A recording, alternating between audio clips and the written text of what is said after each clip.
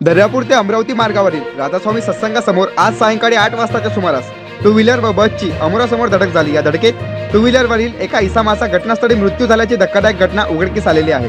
दर्यापूर तालुक्यातील माऊली धांडे येथील two wheeler चालक अनिल विनायक सुखदान व त्यांचे सहकारी हे रविवार रोजी सायंकाळी 8 वाजताच्या सुमारास दर्यापूरवरून त्यांच्या राहत्या गावी माऊली धांडे येथे जात असताना राधास्वामी सत्संगासमोर टू व्हीलर चालकांनी ट्रॅक्टरला ओव्हरटेक करून समोर जाण्याचा प्रयत्न केला, परंतु समोरून बस आल्याने टू व्हीलर ही बसला जाऊन धडकली, अशी माहिती स्थानिक नागरिकांनी पोलीस प्रशासनाकडे दिली आहे।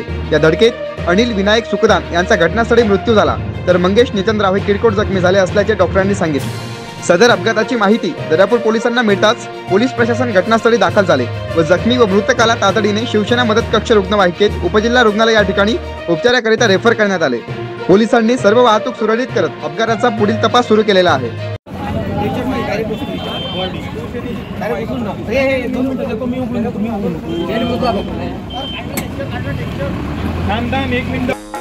अशाच वेगवान घडामोडी पाहण्यासाठी आताच आमच्या जनविकास न्यूज चॅनलला सबस्क्राईब करा आणि रहा रोज अपडेट।